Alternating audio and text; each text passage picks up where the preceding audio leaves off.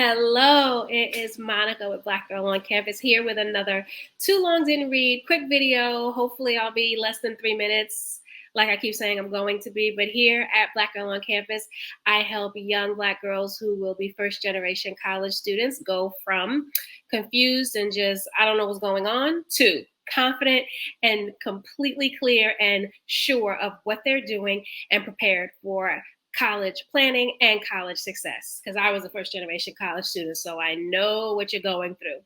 So this week I am talking to parents, and I'm talking to you to help you figure out ways to calm your daughter's fears as she goes through this process, as she prepares to get on campus, and you're about to drop her off and leave her at her school, or even just to start a school if she's a commuter. I have 3 tips, and you can also go visit my blog for a few more. The link is down below. But the first tip is to tell her she's on her own, but she's not alone. She's not going to just all of a sudden be by herself on campus and not have a way to be in touch with you and her extended family, her extended team that she has built. I teach a lot of that in my course, College Knowledge University, and then the accompanying community, just how to build that team outside of your parents. But just because she's on campus and she doesn't have you guys right there, she's not alone. You all are only a phone call away, as are her team. So just encourage her and remind her of that if she ever needs to talk, she always has someone that she can reach out to. So that's tip number 1. Tip number 2, and I have my notes over here, so I might look. My tip number 2 is, this is a great one. She's ready. She's ready. The fear is like when you're going into college, like, I'm not ready for this. I was excited about it. I was hyped about it. We went shopping for my dorm. We went shopping for everything I needed. I was super excited. And then the time comes and it feels like I'm not ready. She's ready. Just tell her that you're ready, because if you weren't ready, you wouldn't have got accepted here at this university.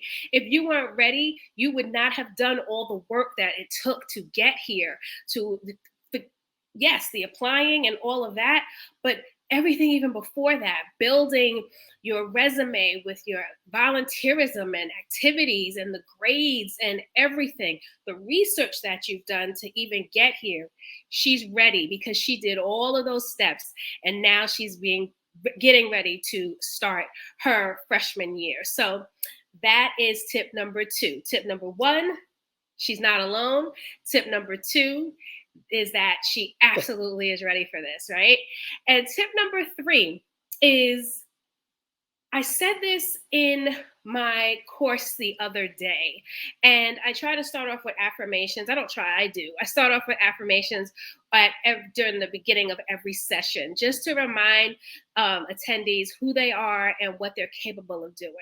And this affirmation was really special to me because it was something that even I could listen to and internalize, is that mistakes are not the end of you. If she goes into college, and because she is going to make mistakes, and tell her that too, you're going to make mistakes, but guess what? The mistakes aren't the end of the world. The sky is not falling. You have not ruined the rest of your chances by and large by what you have done. I mean, to ruin things is a really, really big thing, and a big thing had to have happened. These minor things, like sweating the small stuff and letting that, just become stuck in her spirit, that she doesn't feel like, she can go any further. Just encourage her and let her know mistakes are not the end, that you even make mistakes as an adult. I make mistakes here in what I do with BGOC and just in my life in general. So tip number 1, even though she's at school and she feels on her own, she's not alone. And she's going to get over that soon too, because she'll have friends and all that stuff. Tip number 2 is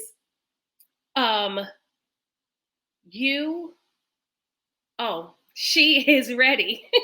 I can't remember what I said, and my notes are obviously too far because I'm leaning all the way over.